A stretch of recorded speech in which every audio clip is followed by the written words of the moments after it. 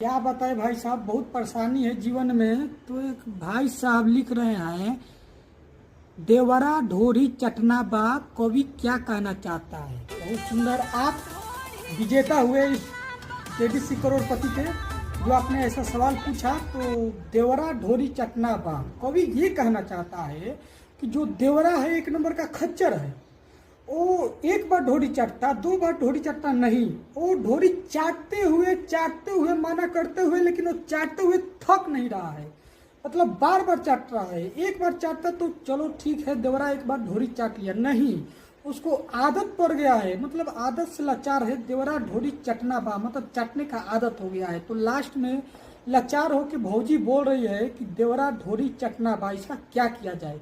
और जो ये कवि है, ये एक नंबर का बकचोद और चुतिया आदमी है। और आप जो सवाल पूछ रहे हैं, तो कवि से बढ़ के महान चुतिया आप हैं।